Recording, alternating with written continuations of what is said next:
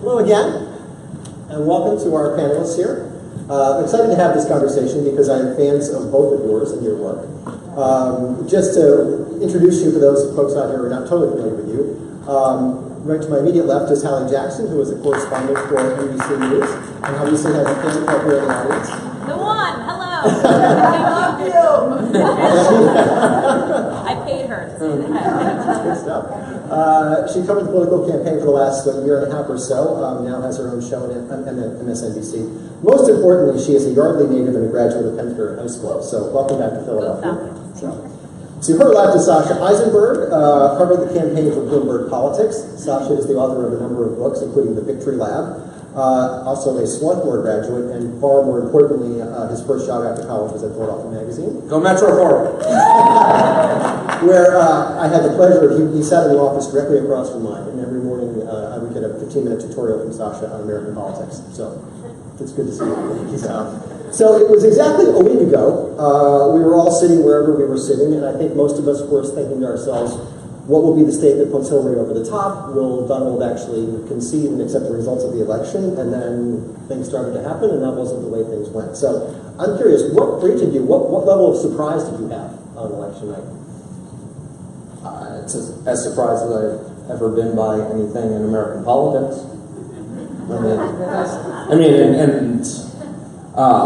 In large part because, I was seeing all the public polling that you all were seeing and all of the poll aggregations and averages and simulations and predictive models that you all were seeing. And I also talked to people inside the campaigns and inside the parties and the super PACs who are seeing their own data and analytics, which in many respects are more sophisticated and can hedge against a lot of the uncertainties that go into public polling, and they were generally pointing in the same direction too. So,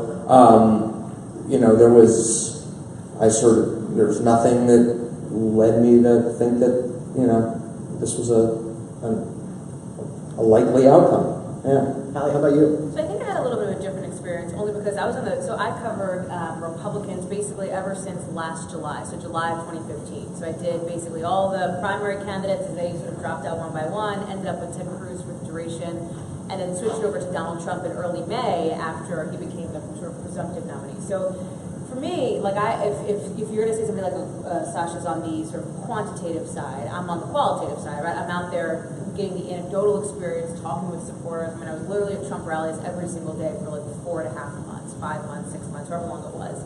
And so that is something that I think is a different experience than people back in maybe New York or DC or even Philly would have. So again, you look at the modeling. Our modeling had indicated in our path to 270 a more likely outcome for Hillary Clinton to get to 270, to get the electoral votes that she needed. But remember, I'm connected to the campaign and I'm listening to them talk about, well, here's our path and here's what we think we can do. Minnesota came on late, Michigan came on late, Wisconsin came on late. Even though public polling in Wisconsin, I remember sitting on set with one of the top guys in their campaign, and he's Hold the microphone, John. Oh, can you hear me okay? Could you hear me though? Could you just say all that again? Yeah. Sorry. Okay, I'm going to hold it down a little bit because I think it's super loud. So I guess all I was saying in a paraphrased way is that I had a different experience being on the campaign trail for the last basically year and a half. I started covering Republicans back last July of 2015. And so when you're out at rallies with supporters of Donald Trump every single day, when you're talking with campaign folks every single day, I think you come at it with a little bit of a different mindset, just naturally, because you are hearing from the campaign how they think they can win. Now, our NBC News polling, our battleground maps, had a more likely scenario for Hillary Clinton. When you look at the states that we rated sort of lean Dem, lean Republican, toss-up, there was more of a chance just mathematically that she was going to end up getting the votes that she needed, getting the 270, getting to 270, basically.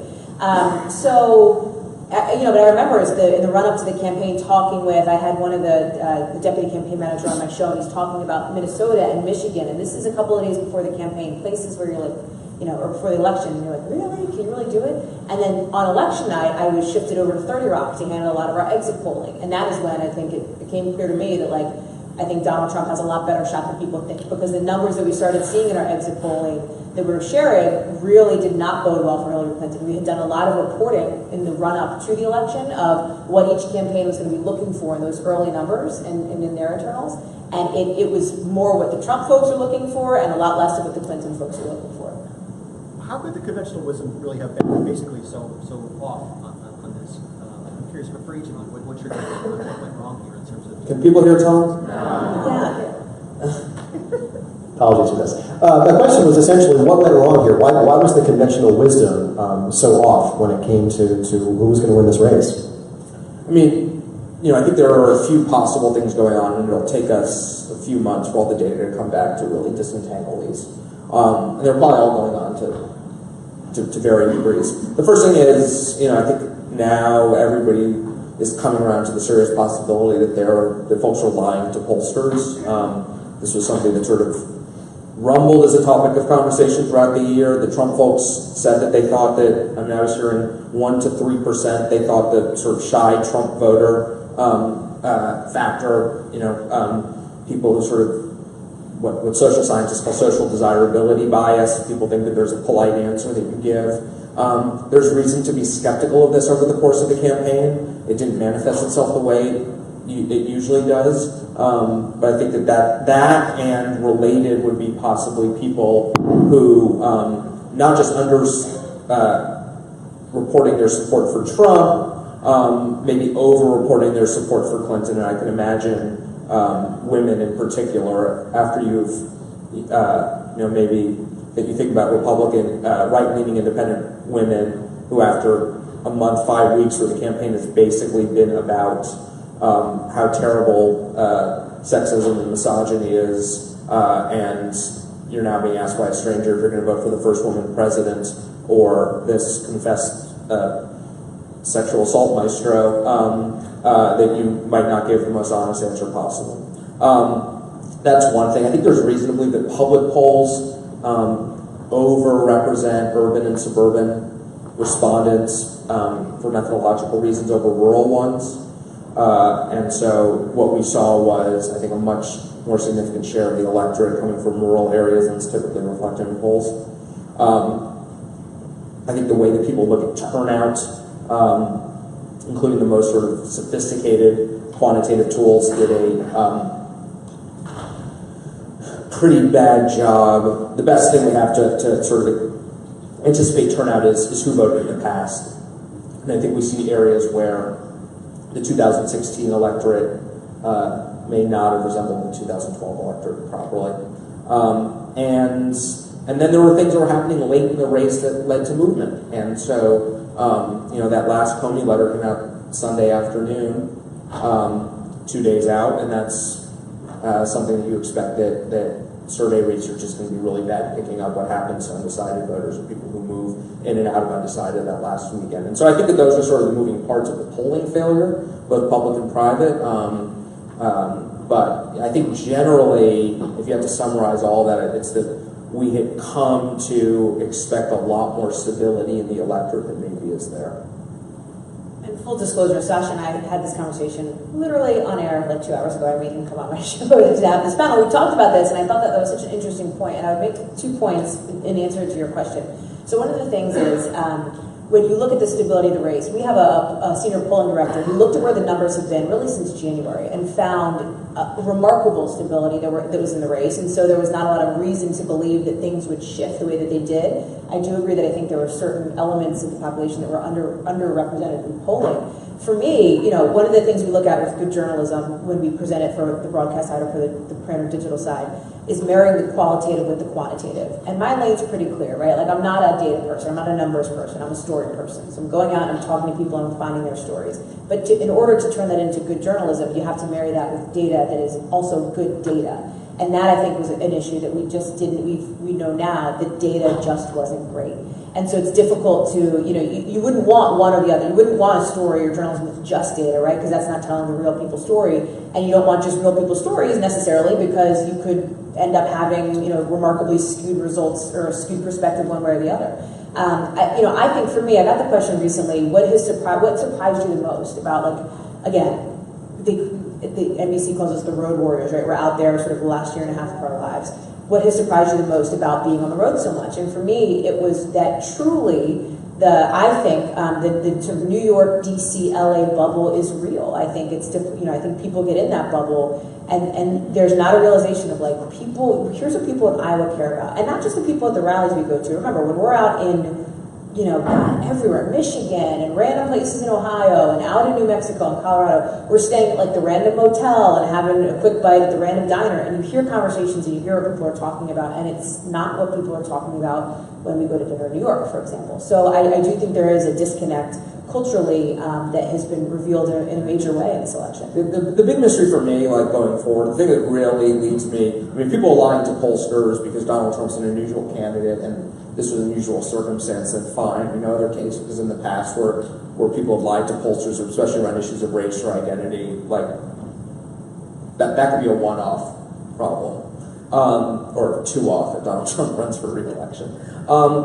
The thing that to me is like a deeper reckoning about how I thought I understood how campaigns work is kind of this question of enthusiasm, which gets, I think, what, a lot of what Hallie was saying on the road with Trump. I had led to believe that enthusiasm as a concept in campaigns was a bit of a distraction. Overrated, maybe. Yeah, I mean, well, the general thinking is, everybody gets a vote. It doesn't matter whether you cast yours enthusiastically or not. Your vote is worth as much as somebody else's. It may matter as to whether you give money or how frequently you give money or if you volunteer. But when it comes to voting, the thing that we, empirically knew was the biggest predictor of whether or not you voted was not your declared enthusiasm or whether you exhibited enthusiasm by putting a sign in your yard or wearing a shirt or going to an event, but whether you voted in the past, because voting is a habit, it's a behavior. Increasingly our understanding is informed by behavioral science about this, and that that people who develop the habit of voting keep on voting whether or not they're enthusiastic about it. And I liken this to going to the dentist or getting your oil changed. Like, these are things about which people aren't enthusiastic, but once you're the type of person, you grow up in a family where you go to the dentist and you go to the dentist, and maybe occasionally you have a receptionist or dental hygienist who like calls you to remind you that you haven't made your appointment or sends you the postcard with like the dancing toothbrush on it, and you then make your appointment and you go to the dentist, and nobody cares whether you were enthusiastic about it. I think that some of that needs to be maybe reconsidered now, because I do think we may have noticed a differential in how certain groups of people voted, and self-motivation may have explained some of that. Because to draw an analogy, if you're going to play off that analogy, so what I would see in the field were in Jacksonville, Florida, in the middle of August, when it was 600 degrees, 7,000 people lining up to go to the dentist. You know what I mean? Like, and sweating and disgusting and waiting in line and walking a mile and parking 6 miles away. I mean, that's what we saw every single day out there. So I think that's a valid point, the idea of the intensity or the enthusiasm of the supporters. Well, let me ask you guys a little bit about Donald Trump himself. Time and again, he just essentially defied conventional political wisdom. And going back to, I think, the beginning of the campaign, not only his comment about Mexicans, but my first memory of that this is something different was the comments he made about John McCain. That any other candidate where he basically said, "I like my heroes not captured." And I think, I remember thinking to myself, well, that's it, his campaign is over, he'll withdraw from the race within 2 days. And he didn't. So I guess my question is, what is it about Donald Trump that made him different and made him survive all the, what we would call gaps, had any other candidate made them? So I think one of it is what you hear from folks who support him is his authenticity, the idea that we hear it all the time, right? When Chris Christie tried to run on this, was like the tell it like it is candidate. He says what he thinks and he says what he feels, and people relate to that even if they don't like what he says. I do also think there's a second element to that, which is sort of underneath that layer, which was that he was a celebrity in the public eye for a long time, and I found a lot of folks more willing to forgive controversial or outrageous comments that he said because, for example, if he said not the John McCain comment specifically, but comments that came out obviously later in the campaign saying, well, at the time he was an entertainer. And so, he wasn't really in politics at the time. With the McCain comment, it was, well, he's not really used to being in politics. He's getting, he's not a politician, so he makes these mistakes and he sort of steps in it a little bit. Another factor that I think helped him do that was you saw a lack of enthusiasm from the Republican establishment in calling him to the carpet on that. Because I think very quickly, members of the party learned that, after the McCain thing, you saw that was like the only time we ever saw the RNC come out and even whisper about, publicly, about something that Donald Trump had said. They learned very quickly that that wasn't a smart move because he continued to succeed and he continued to sort of be around. I think the McCain moment was one that was a real indication that his support was sticky, right? The people who backed him were not going to leave him. They were not going to be offended. They were not going to be turned off by anything that he said. We saw that repeated out in a pattern, like again and again, through the campaign, through the primaries. And it started with that particular moment. I mean, I would actually point to another moment where it brought me to the same realization, which was the fight with Megyn Kelly on stage and then his boycott of Fox News for however many weeks that lasted. You know, the fact is you're running a Republican primary and attacking Mexican immigrants, Muslims, and John McCain is actually not a bad place to be in a Republican primary going to the Iowa caucuses. None of those three entities particularly popular among Republican caucus goers in Iowa. Attacking Fox News was a sign of a certain sort of Teflon quality, and that Trump had people who were that he could redefine the kind of factions within the party on his own terms, even though he'd been basically a full-time political figure for only 5 months at that point. And that people would, you know, there's a fair bit of research in political science that basically suggests that we pick our parties and then we adjust our political positions to account for this. We see a bit of this on like an issue like free trade, where Democrats who 8 years ago opposed free trade agreements when they were George W. Bush's free trade agreements have basically just changed their positions wholeheartedly on these things because now they're Barack Obama's free trade positions, or drone warfare is another great example, right? I thought we started to see within the Republican primary that once people attached themselves to Donald Trump, they were willing to accept his worldview, even if it went up against the case of Fox News, an institution that they had previously seen as the kind of truth teller to power. Do you guys think that Trump has reset the rules of the game when it comes to those, quote, mistakes or sort of outside the norm kind of approaches to things for other candidates? In other words, if there's a gap by some candidate 2 years from now in some congressional race, and the conventional wisdom has been, well, this person is now done. Do we think we're going to see somebody say, no, I'm not done because I'm going to follow the Trump model basically to sort of double down on some of the outrageous statements? Or is this specific just to Trump himself? I think we'll see people overlearn this lesson and think that you can go out and like run for office as Andrew Dice Clay and that there's, you know, no downside. You know, I think we have to... Maybe Dice Clay itself will run. And we have to recognize how exceptional a public figure Donald Trump was. Part of it's what Hallie talks about him being an entertainer. Part of it is he comes in with 100% name ID. Part of it is that he was able to initiate these conflicts with people because he was working on a horizon that was such a shorter term than most politicians, right? It's still not clear to me that he was ever actually trying to win this election. He certainly was not thinking about what his political future would be after November. So you look at something like Ted Cruz, whom you covered. Cruz was always aware of, if I lose in 2016, what does 2020 look like? What does my 2018 Senate re-election look like? What does returning to the Senate as a loser in 2016 look like?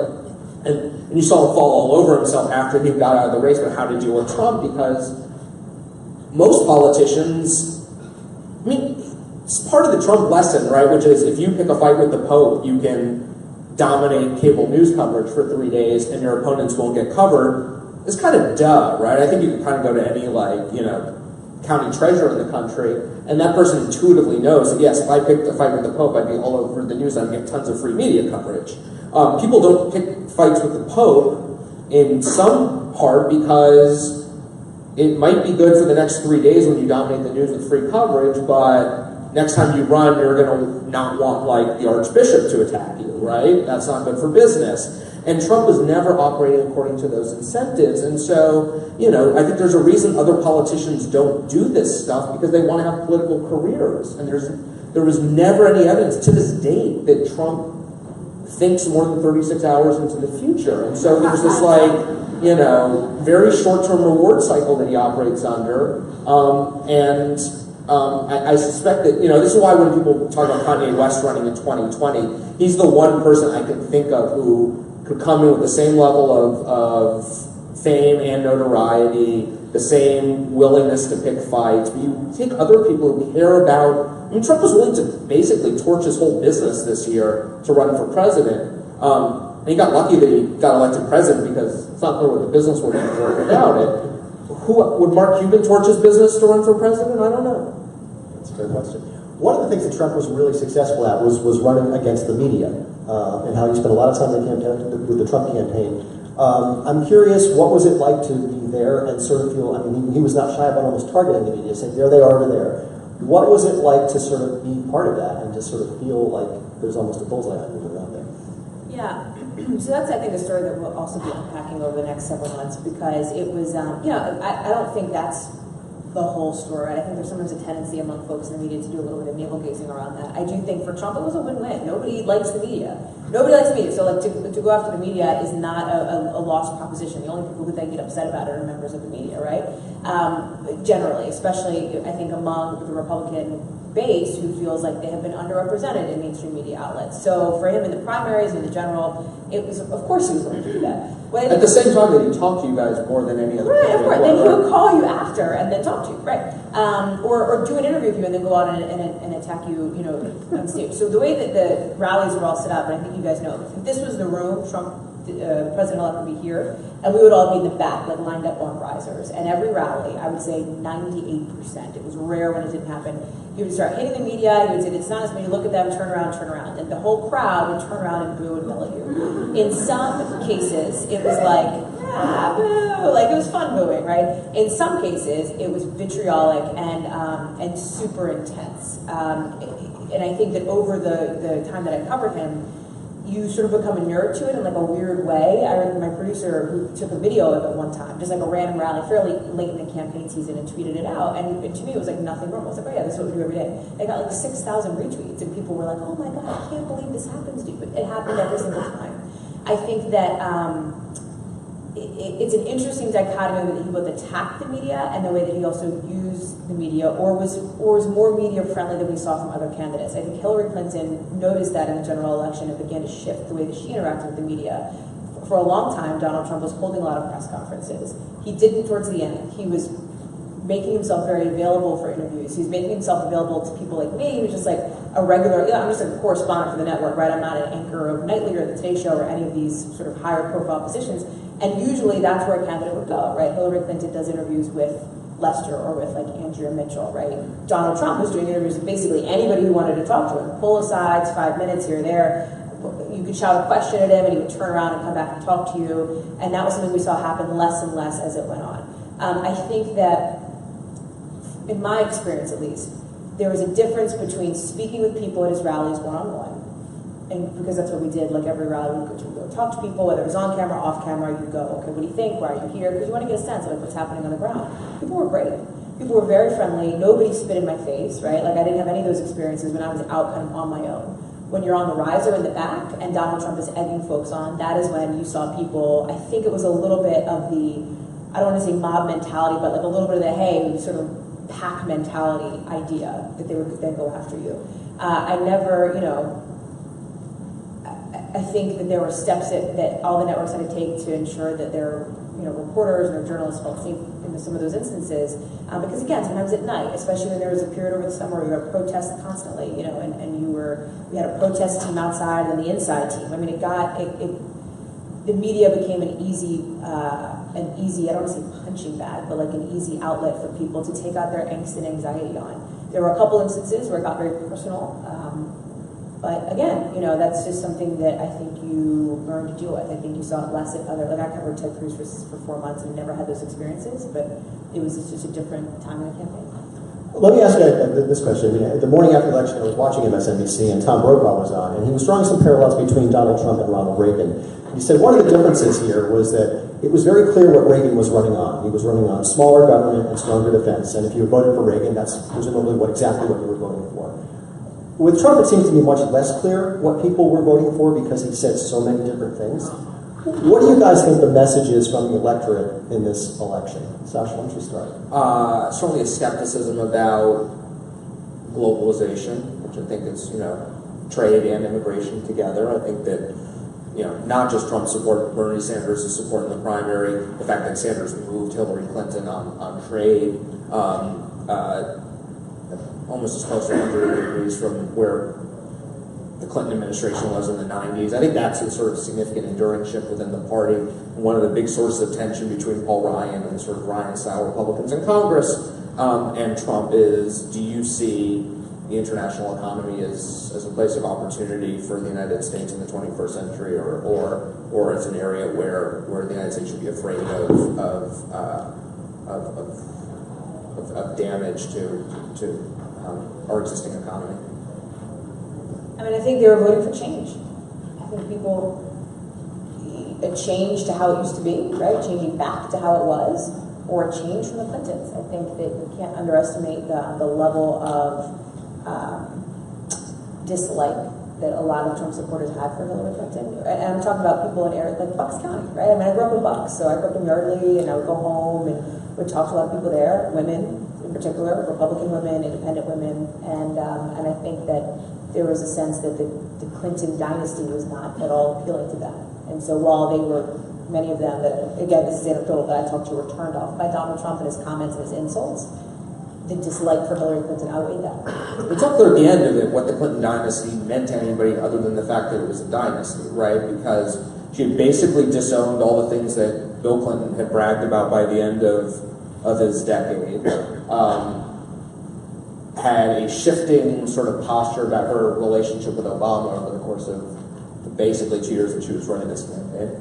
And at the end of it, all you have is the fact that what was sort of perceived as this entitlement, but without a record that she was happy running. She wouldn't run on the crime bill anymore. She wouldn't run on the nature of job creation because it was tied up in NAFTA and deregulation of Wall Street. And so, what was left? And so, I think you get to this point where all people remember about the Clintons by November 2016 is everything they didn't like, and have no, and bragging about the sort of pre-9/11 foreign policy, Cold War to 9/11 foreign policy feels totally irrelevant now. And so, you don't have anything left other than the scandals and general ickiness that they bring.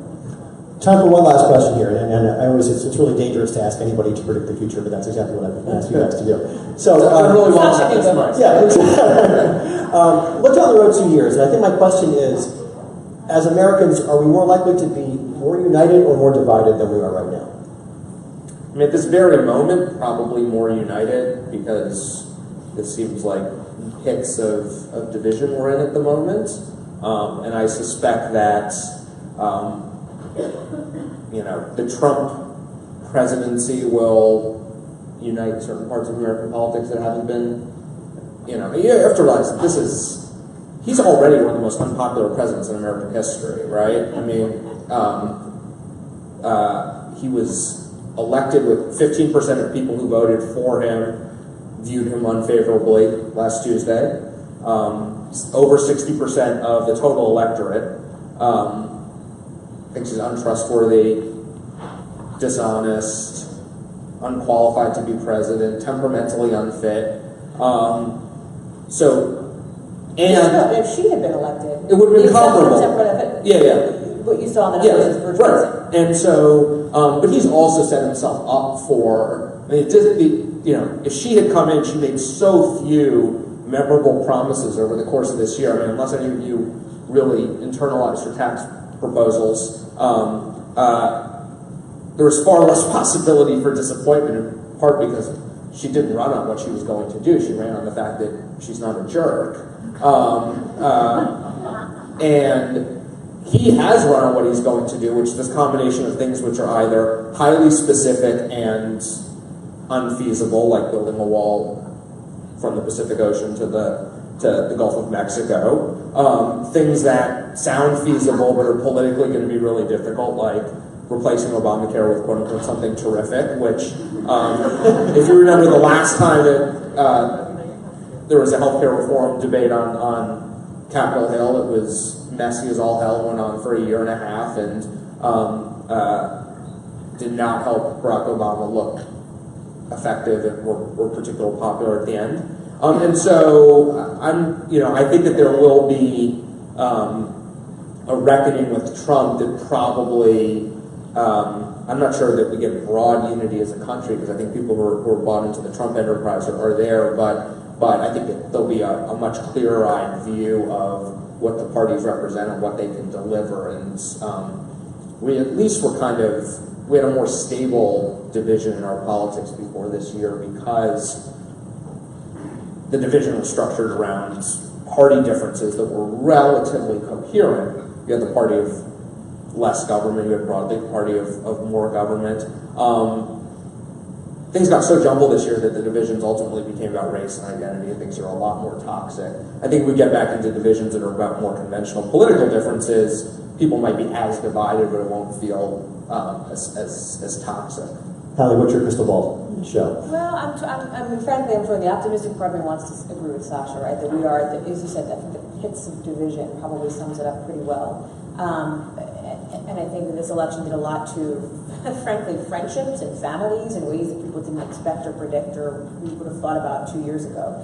I also see what's happening. So, for example, Democrats looking at their new leadership, sort of adrift at this point, moving left, becoming more progressive. Republicans pushing some of these policies potentially that would sort of be more conservative. And I just don't know where there is a lot of common ground. I mean, there is talk about, infrastructure, tax reform, et cetera. You're going to see a fight over healthcare no matter what. One thing that could be encouraging for those who want to see more unity is the president-elect already talking about potential compromises on things like for healthcare, pre-existing conditions, or coverage for kids under 26. So there are areas where I think they can find common ground, which does give me hope. But I do think you nailed it. I mean, this is no longer about right or left, more government or less government. It's about not just race and identity, but class and education. And it's you look at these 215 counties that voted for President Obama that now voted for Donald Trump. It is a complete inversion of what we saw over the last 8 years. And so I think there's going to be a real grappling in this country of how we reconcile that, like neighbor to neighbor too. I mean, I think there's a tendency to talk about the Trump supporter as like an overall person walking to a factory in like downtrodden Ohio. That is potentially a Trump supporter, but that's not every Trump supporter. And so I think that is sort of missed when I think media overall looks at who Trump supporters are. Trump's psychology will be personally far more influential in determining the course of events out of the White House than in the past with other presidents. And I think that Trump's need for validation or positive reinforcement as it is manifest in poll numbers and approval ratings is going to be a huge driver of what his administration does. His desire to be seen as a surprising and unpredictable force will be a huge driver of events, and it wouldn't surprise me if that leads him to do things that are kind of at odds with where he saw the opportunities for gain during the campaign. And it may just mean that we draw the lines of division somewhere differently, but I think that it's worth understanding how his motives and incentives are entirely different than any other politician we're familiar with.